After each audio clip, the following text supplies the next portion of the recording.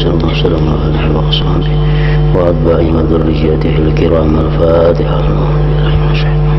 بسم الله الرحمن الرحيم. الرحمن الرحيم مالك يوم الدين. إياك نعبد وإياك نستعين. اهدنا الصراط المستقيم صراط الذين غير المغضوب عليهم ولا الضالين.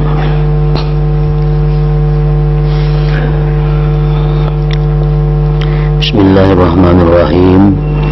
الحمد لله رب العالمين والصلاة والسلام على أشرف الأنبياء والمرسلين سيدنا مولانا محمد وعلى آله وصحبه أجمعين.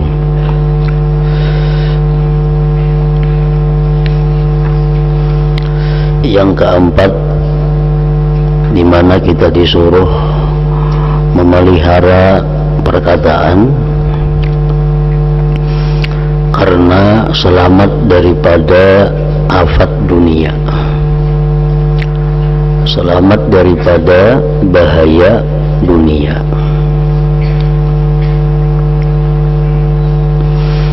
Menurut apa yang dikatakan oleh Sufyan Ats-Tsauri rahimahullah, janganlah engkau berbicara dengan lisanmu yang dapat menyebabkan pecahnya gigi-gigimu.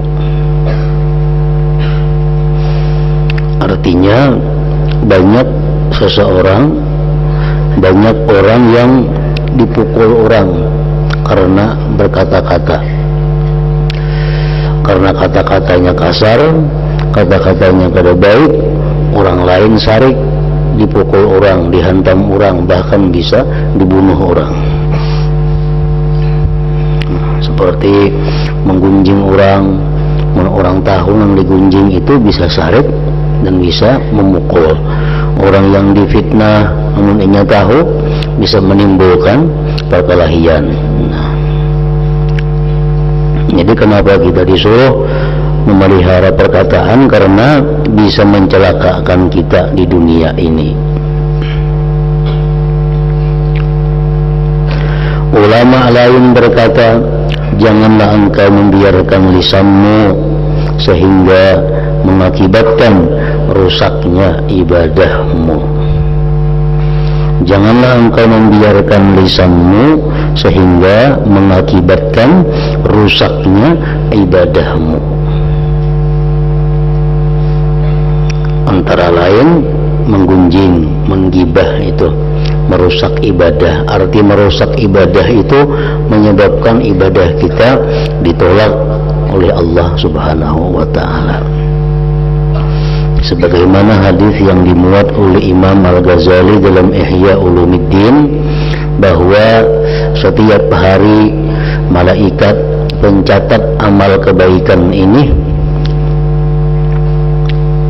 membawa naik ke hadirat Allah tentang amal-amal kebaikan kita, daripada sembahyang, zikir, membaca Quran, amal ibadah lain, menuntut ilmu, membaca salawat, dibawa naik ke atas.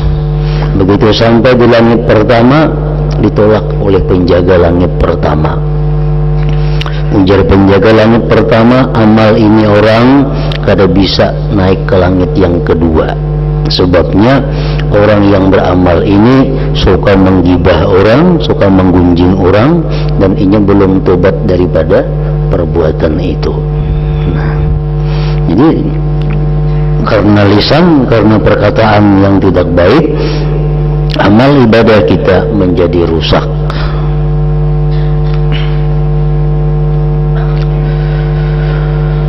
Para ulama membacakan syair, ihfaz lisanaka la taqulu fatubtala innal balaa muwakkalun bil mantiqi. Artinya, jagalah lisanmu, jagalah bicaramu, janganlah berbicara sehingga menyebabkan engkau dicoba. Sungguh cobaan itu diserahkan ditimbulkan oleh omongan. Arti dicoba di situ mendapat bala.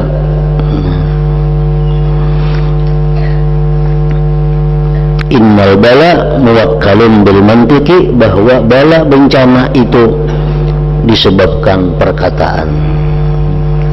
Banyak perkataan yang menyebabkan bala bencana. Orang sekampungan jadi bakalahian akibat perkataan-perkataan.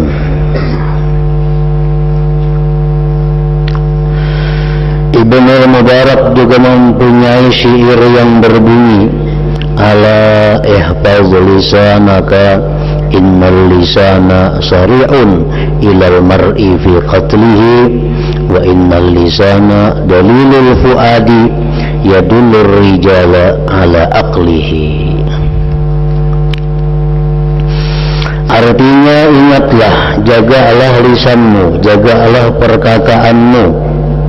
Sungguh lisan itu, perkataan itu cepat sekali datang kepada seseorang untuk membunuhnya. Gara-gara berkata kasar dibunuh orang. Dan lisan adalah petunjuk hati yang menunjukkan akal manusia. Dari bicaranya, dari pemandirannya, kita tahu akal seseorang itu, kita tahu ilmu seseorang itu. Makin banyak pandirannya, makin banyak omongannya, itu menunjukkan kurangnya akal seseorang itu.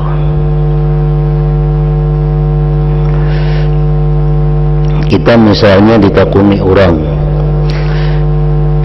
mana ketujuhnya melihat orang nang pamandir lawan nang pendiam. Si anu tuh orangnya pemandir, si anu tuh orangnya pendiam. Mana ketujuhnya hati kita? Tentu ketujuh pendiam. Tentu kita menilai orang pendiam itu mulia.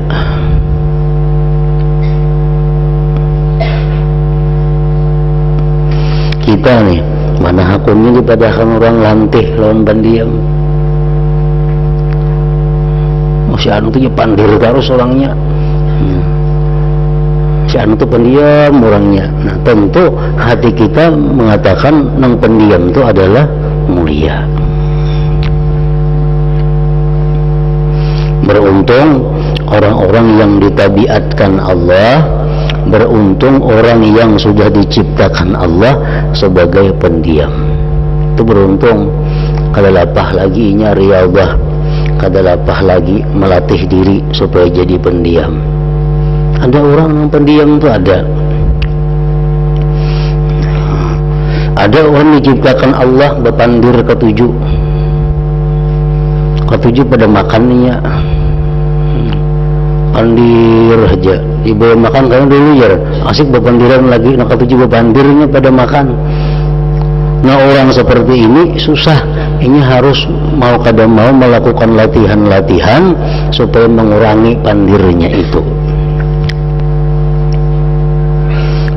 Melakukan riyadhah dengan banyak menyendiri, banyak berdiam di tempat-tempat yang sunyi untuk mengurangi pemandirannya itu.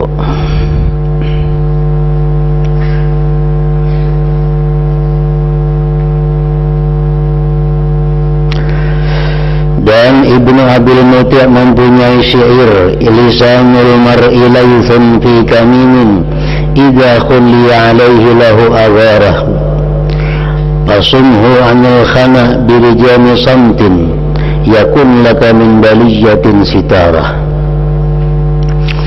Artinya, lisan seseorang itu bagaikan harimau dalam persembunyiannya. Apabila dibiarkan, ia akan menyerang pemiliknya. Karena itu, jagalah lisan dari berbicara jelek dengan kekang diam. Niscaya ia menjadi penutup bagimu dari berbagai bencana. Orang pendiam itu kahwal jarang. Orang pendiam itu kada dimuari orang. Orang banyak pandir ini Orang banyak nang muar, banyak mulah wal, kenapanya kebanyakan diisi pandirnya.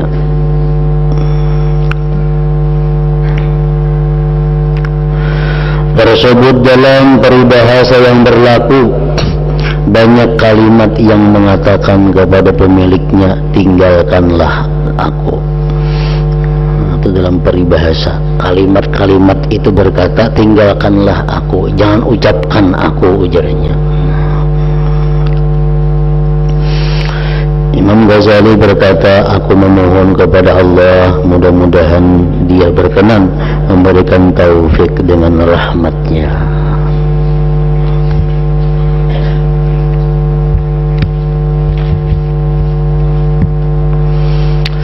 Yang kelima, ingat afat akhirat, bahaya di akhirat dan akibatnya.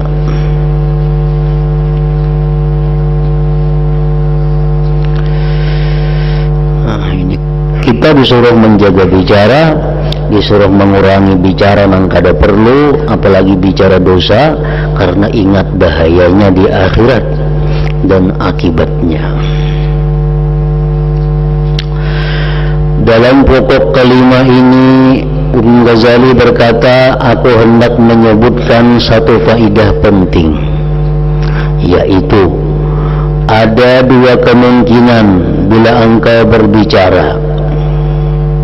Ada kalanya berbicara haram dan berbicara yang diperbolehkan, yakni berbicara berlebihan yang tidak ada manfaatnya bagi engkau. Orang yang banyak bicara itu, Imam Ghazali, ada dua kemungkinan. Bisa yang dibicarakannya itu haram, bisa yang dibicarakannya itu tidak ada manfaat. Jika omongan itu haram, maka engkau bakal menghadapi siksa Allah yang engkau pasti tidak kuat menanggungnya. Kan berkata-kata ada yang wajib, itu kata banyak perkataan yang wajib itu, seperti amar ma'ruf nahi munkar, nah itu perkataan yang wajib. Ada perkataan yang sunat, ada perkataan yang haram, banyak itu. Ada perkataan yang makruh, ada perkataan yang boleh. Nah, orang yang banyak bicara itu, banyak berpandir itu, berputar antara dua, bisa nang haram dibicarakannya atau nang kada ada manfaatnya. Bila nang haram, maka dia akan menghadapi siksa Allah. Aku telah meriwayatkan dari Rasulullah sallallahu alaihi wasallam, beliau bersabda, lailata usriya bi ra'aitu fin nar qauman ya'kuluna jiyab fa qultu ya Jibril man haula qala haula alladziina ya'kuluna luhuman nas. Artinya, pada malam aku diisrakan, ujar Nabi kita, aku melihat orang-orang di dalam neraka memakan bangkai. Mana dalam neraka sudah diberi makan, ini pulang bangkai, disuruh makan bangkai. Lalu aku bertanya, hai Jibril, siapakah mereka itu? Jibril menjawab, mereka adalah orang-orang yang memakan daging orang lain. Rasulullah pernah bersabda kepada Mu'adz, iqta' lisanaka an hamalatil Qur'an wa tullabil ilm wa la tumazzikin nas bilisanik wa tumazzikaka kilabun nar. Artinya, hai Mu'adz, hentikanlah lisanmu dari menggibah orang-orang yang hafal Al-Quran dan para penuntut ilmu. Janganlah engkau mencabik-cabik orang lain dengan lisanmu, sehingga menyebabkan engkau dicabik-cabik oleh anjing-anjing neraka.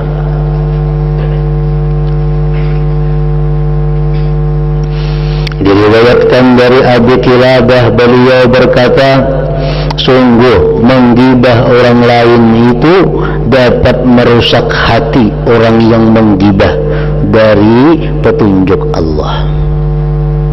Nah, jadi orang menggibah itu dapat merusak inya seorang.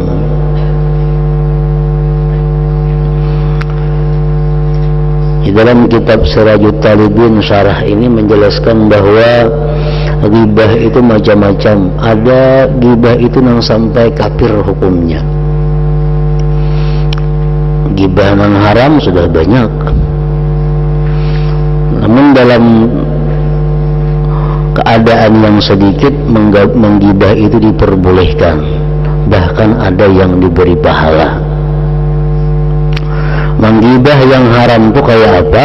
Menggibah yang kafir macam apa?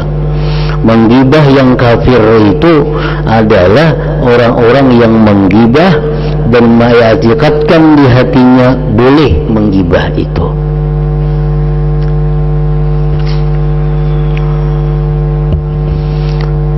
Ini menggibah orang, nyambati orang. Si anu tuh ka ini. Ada nang menagur, baikam jangan menggibah orang lah. Ujarnya bujuran apa kayak itu? Nah, itu kafir itu. Ya tiket di hatinya bila bujuran itu boleh digibah, padahal kada boleh. Si anu tuh orangnya apa kata bisa sembahyang gak ada. Si anu tuh orangnya pembantu mau maling. Si anu tuh orangnya ini. Jadi kita jangan menggibah orang. Bujuran bang. Nah, perkataannya bujuran bangnya kayak itu kelakuannya, makanya aku sambat. Nah, perkataan seperti itu mengakibatkannya keluar dari agama Islam karena menggibah dipadahkannya boleh. Nah, yang bah itu kalau cukup beristighfar membaca 2 kalimat syahadat, maka gibah itu kan menyambat nang bujuran. Amun nang kada bujuran itu fitnah ngarannya.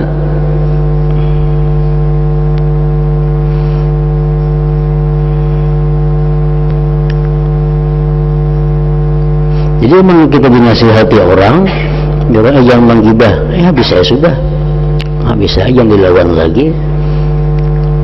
Ini banyak yang kada tahu, dikira menggibah itu boleh amunnya bujuran. Padahal kada boleh.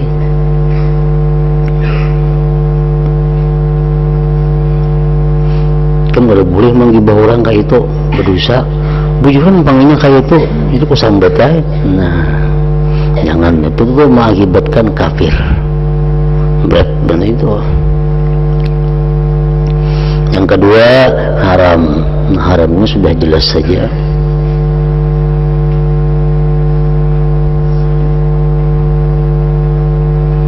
Dan gibah ini kada khusus untuk kelakuan seseorang, itu mencakup pakaiannya, mencakup keadaan batang tubuhnya, mencakup kendaraannya, mencakup rumahnya, semua anak sangkut paut lawannya.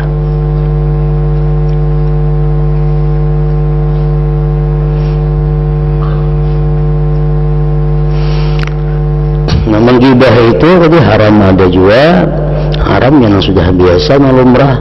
Ada juga menggibah itu yang dibolehkan, seperti menggibah yang dibolehkan itu menggibah sultan yang zalim. Bupati itu korupsi orangnya, punya bujuran itu boleh aja nih itu.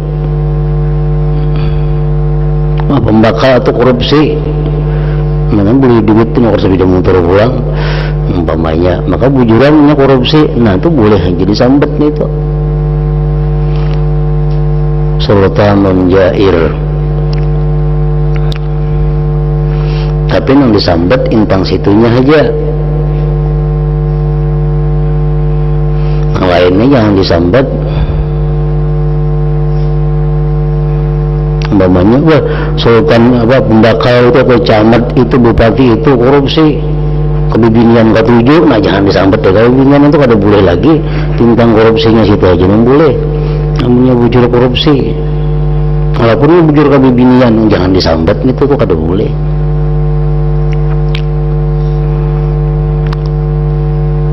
Nah, yang kedua yang boleh digibah, yang keterangan minggu dahulu, orang yang sudah kada malu dengan maksiatnya.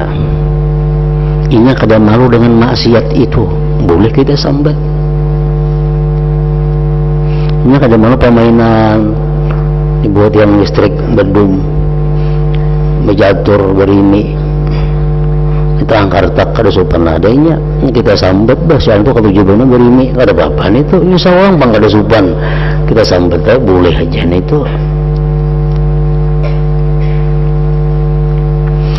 Nah, ada juga menggibah itu yang mana kita wajib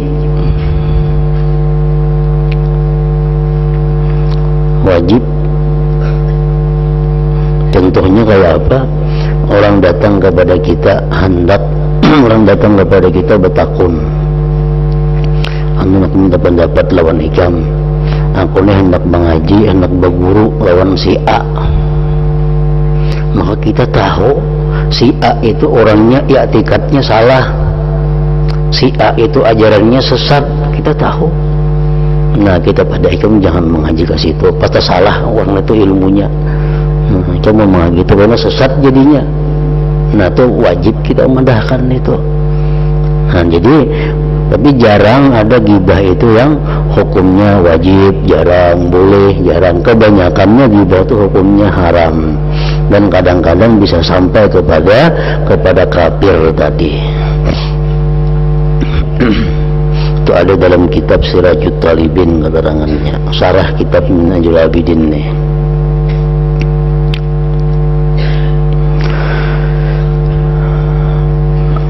Semoga Allah berkenan menjaga kita semua dari perbuatan menggibah itu dengan karunia-Nya. Adapun mengenai omongan yang diperbolehkan, maka ada 4 hal yang harus engkau perhatikan.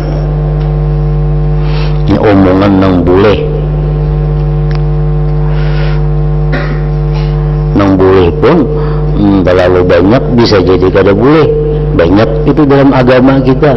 Macam makan yang halal boleh, kebanyakan makan yang halal kada boleh lagi. Laki-laki boleh berutas pirak, tapi berutasnya 4-5 buting di tangan jadi haram, jadi kada boleh lagi. Bujur boleh makai pirak laki-laki, tapi memakai 2 kiri kanan itu sudah khilaf ulama. Ada mengatakan boleh, ada mengatakan haram. 3 nyata sudah kada boleh. Jadi bukan semua pirak itu sebanyak-banyaknya laki-laki boleh makai lah, ada. Kalau sebutin di atas pirak itu boleh. Kalau kiri kanan sudah khilaf ulama. Ada mengatakan boleh, ada mengatakan kada. 3 bang berinting di tangan itu sudah nyata kada boleh. Nah, jadi perkara yang boleh belum tentu boleh seboleh-bolehnya. Bicara yang boleh pun mesti ada yang dipelihara, dijaga. 4 hal. 1, menyibukkan para malaikat pencatat amal yang mulia. Kita ini bicara yang boleh aja, tapi perkataan kita yang boleh itu maulah sibuk malaikat dengan mencatat amal lisan yang tidak membawa kebaikan dan tidak ada faedahnya. Sudah semestinya jika orang merasa malu terhadap 2 malaikat yang mencatat amalnya sehingga tidak mengecewakan mereka.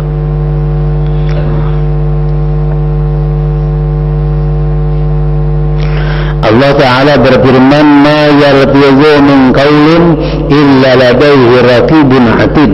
Artinya tidaklah seseorang mengucapkan suatu perkataan kecuali di dekatnya ada malaikat raqib atid yang mengawasi dan menunggu. Maka kita disuruh menghormati malaikat, disuruh jangan mengecewakan malaikat.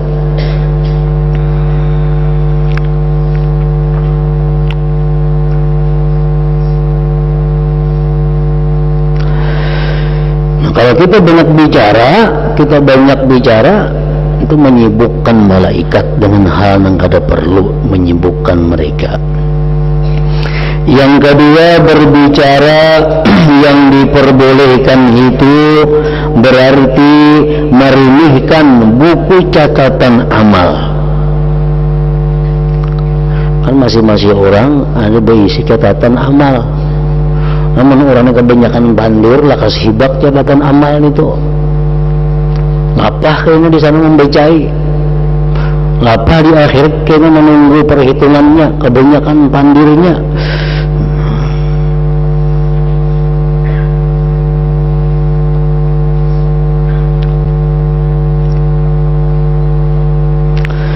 Berbicara yang dibolehkan itu berarti meremehkan buku catatan amal, sebab mengobrol dan berkata yang bukan-bukan.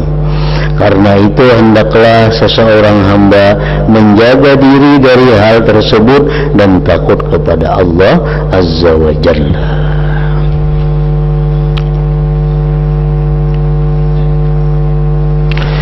Disebutkan bahwa sebagian ulama melihat seseorang yang sedang berbicara jelek,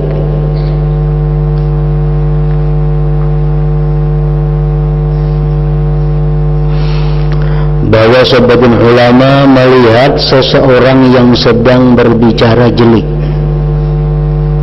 lalu berkata, "Hai orang ini, celaka engkau menyampaikan kitab catatan kepada Tuhanmu, maka perhatikanlah apa yang kamu sampaikan itu."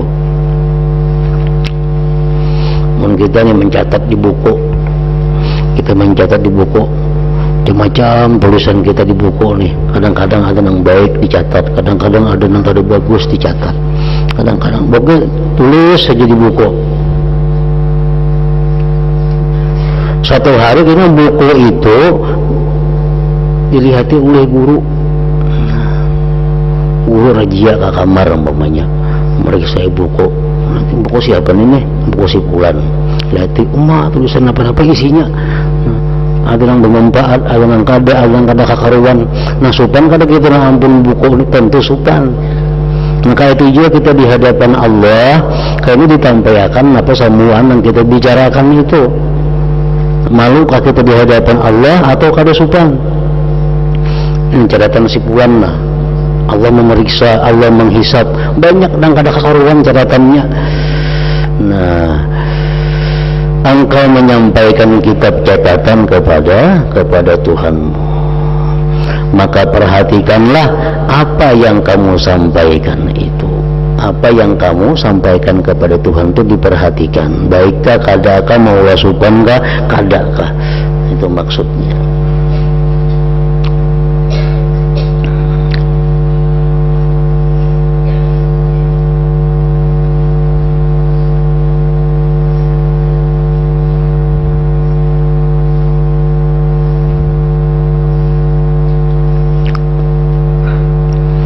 Yang ketiga,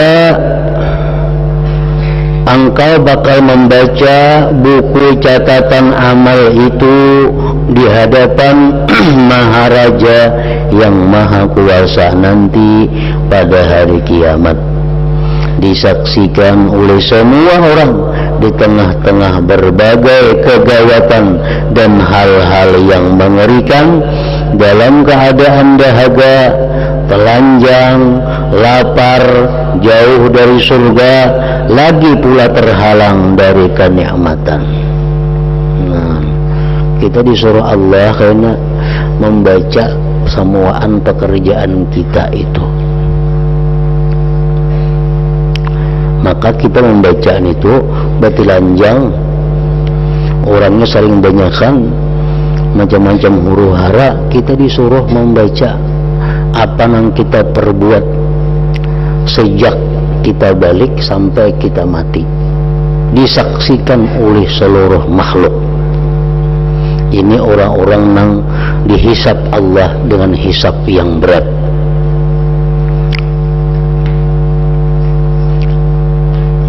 Nah, jadi catatan amal kita ini diperiksa, disuruh Tuhan baca. Di situ lengkap datanya, apa yang kita lakukan sampai jam detik, ada hari-harinya. saya pada hari Senin tanggal 2 bulan 7 2010 jam 7:35 berkata ini. Saya pada hari Senin tanggal 2 bulan 7 2010 jam 9:35 bertemu perempuan membicarakan ini. Nah, semua dibaca satu persatu sampai habis umur kita. Nah, ini orang-orang dihisap oleh Allah macam itu, membaca di tengah orang banyak bertelanjang pulang. Ini menunjukkan bahwa kekurangan amal perbuatannya. Jakanya orang baik, orang yang suka bersedekah pakaian, nggak nyampe telanjang bang di situ kayaknya.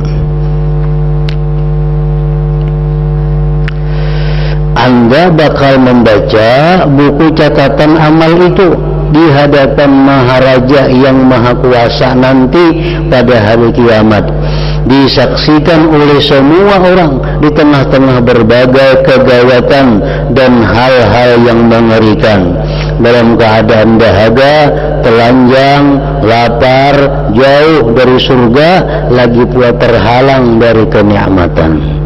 Nah, jadi amal kita tobat itu dihapus dari catatan amal. Kita hari ini seharian banyak bebandir nang kada kekaruan. Makanya kamarian maghrib kita tobat, istighfar kepada Allah, menyesali perbuatan hari ini, berjanji kada lagi esok mau ulang kayak kebanyakan bandir hari ini. Bujur-bujur kita tobat kepada Allah, dihapus. Nah, dalam buku catatan amal kada ada lagi tulisannya.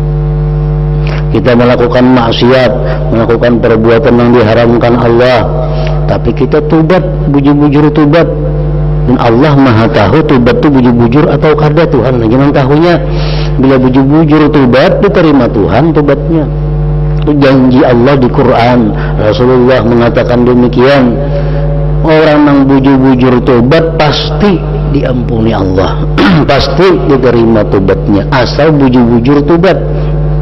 Menjadi masalah kita ini bujur-bujur kada tobatnya. Nah, itu hanya diri kita yang tahu dan Allah. Bila kita tobat, benar-benar tobat, apapun dosa yang kita lakukan, apapun bicara yang kita ucapkan, terhapus dari catatan amal kita. Nah, makanya itu penghapus dosa yang paling ampuh adalah kalimat la ilaha illallah, tetapi mengucapkannya pada akhir hayat seseorang. Orang itu akhir kalamnya la ilaha illallah, maksudnya kada simpan diran lagi, sebulan kada simpan diran lagi, koma mati. Nah, anggarannya akhir kalamnya la ilaha illallah itu.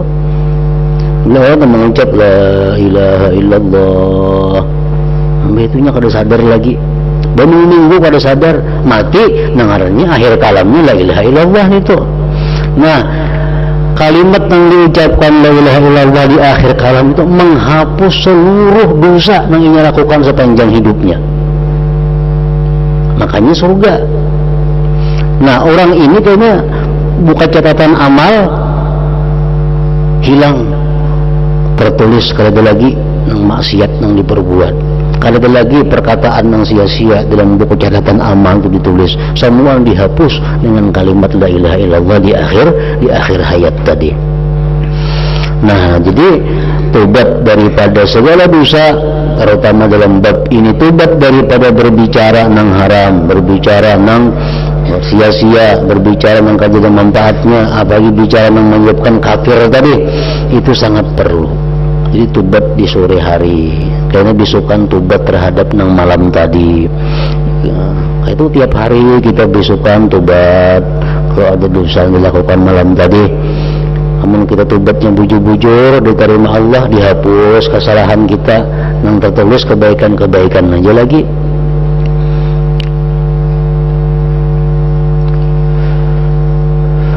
Yang keempat, dicela dan dijelik-jelikkan lantaran apa yang engkau ucapkan, dan engkau pasti tidak dapat mengemukakan alasan serta malu kepada Tuhan yang Maha Agung.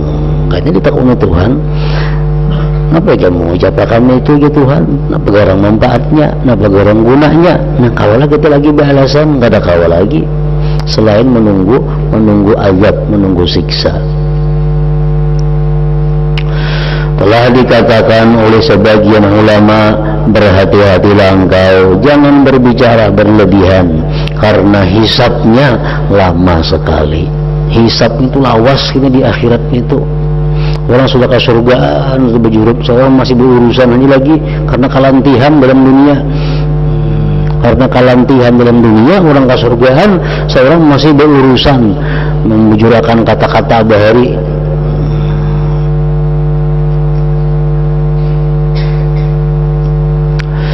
Cukuplah 4 pokok ini sebagai nasihat untuk orang yang mau menerima nasihat.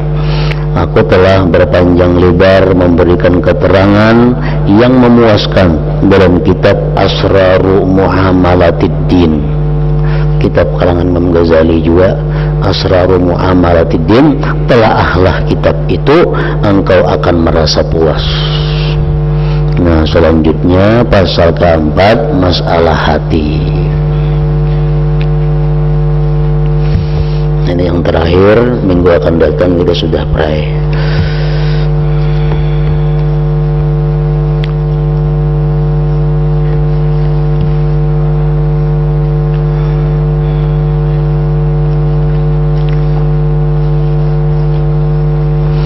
Ila hadratin Nabi sallallahu alaihi wasallam, al-Fatihah. A'udzubillahi minasyaitonir rajim.